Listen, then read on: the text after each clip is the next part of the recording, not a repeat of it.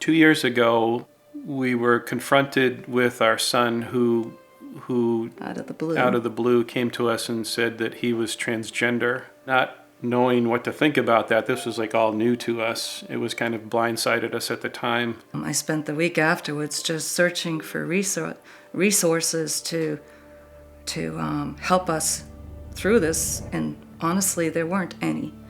None. It's the first thing you want to do as a mother. You want to fix it. I want to realize how much we love him and how much God loves him.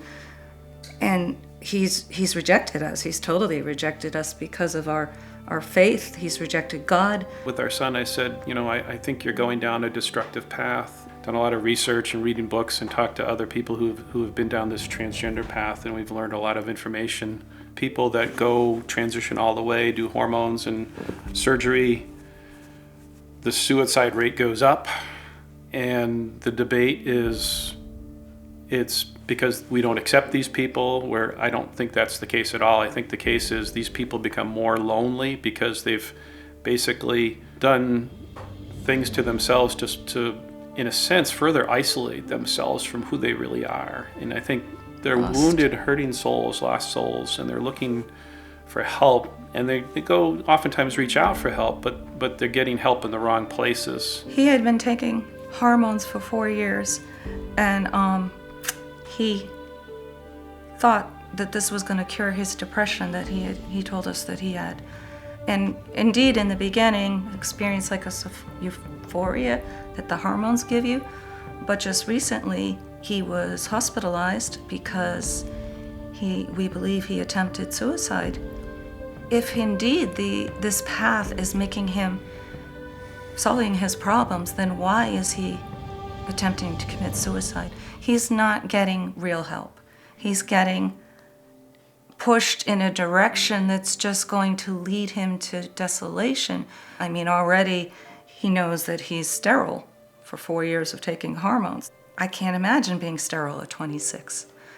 We want to see him get real counseling, to not be told that this is just going to magically fix all of his problems, that he can live a better life. He can get help without going through this drastic hormones and surgery that are going to put him in a place that will forever change his life. You can't go back. He knows that. He knows once he does that, that's it. But he thinks it's going to bring him joy and happiness that he's never got. They believe this is genetic. They believe that they were made this something way. Happened, and they're a woman trapped in a man's body. In the case of our son, he told us you can that use the argument of genetics and all that. Sure. But they also say the same thing about alcoholism, right? People believe that they're genetically predisposed to be an alcoholic or a drug addict. So, okay, if that's the case, does that mean we actually go and let them become drug addicts and let them become alcoholics? Of course not, because we know it's very obvious that those types of things are destructive. I think the destructiveness here with the transgender situation is a much more subtle destruction. The mother is just terrified that her son is going to commit suicide, and she believes the only way is if they accept this and embrace this and make their son feel happy. And it's like she's trying to fix it. And we're finding that people in society don't know what to make of this. It's like been this contagion that's, rampant. Dishearteningly, I think we're one of the first states to do this, who has put restrictions on how you can counsel a child, that you can't counsel a child to detransition if that's not what the child wants. And again, you're dealing with sometimes a 6-year-old or 8-year-old. Kids who are not allowed to drive, can't drink, can't vote, but for some reason they're adult enough to know that they need to transition to the opposite sex. Now they're pushing transgender hormone blocking drugs for, prepubescent or pubescent children that are going to stop their natural process from taking place and put them in a holding pattern until they're 18 and decide they want surgery. In the school system, you can't give a child an aspirin without a parental permission, and kids can get cross-sex hormones without the parents' permission. It's just mind-boggling. It's just common sense that has seemed to eroded in our society.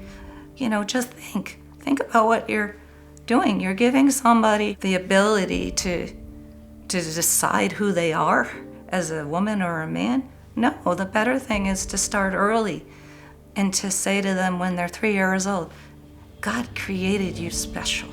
He made you the way you are. We have just I think a general obligation to mankind, to humankind, to do the right thing for our brothers and sisters. We've actually started a support group for other parents dealing with this issue. We want to offer hope to other parents dealing with this, give them a support network, and also let them know that there's also help. Getting the right psychologist, getting the right treatment for the issues that underlie the transgender person. Not just for the child, but for the parents too. Yep. They need help. Yes, oh, definitely, yeah. Well, here you are with somebody that's about to go over a cliff. What are you going to do? You're going to let him go over the cliff?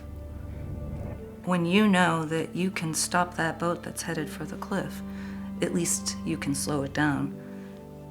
And if you don't, you carry the responsibility of knowing that you could have said something and maybe you didn't through maybe it's your own fear. Maybe you're afraid that they'll think ill of you, or I know with my son, it caused a rift. I mean, there was a good 4 or 5 months last year that I didn't even know if I'd be able to hug him again, ever.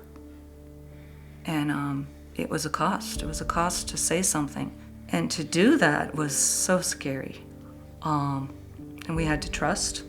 It's really not about what other people think. It's about what God thinks. In the end of the day, I'm not going to stand there in front of whomever. I'm going to stand in front of the Lord of all creation and have to account for my life. And do I want to tell him, well, there was this opportunity to speak into somebody's life about whatever it was, and I didn't take that opportunity. I just let it go down the river and over the cliff. That's a huge responsibility. There are days when I know that for all I've tried, still pursuing this path, and it hurts. It hurts deeply. But in the end of the day, I know that my faith stood strong, and I loved him the best I could and the best I knew how.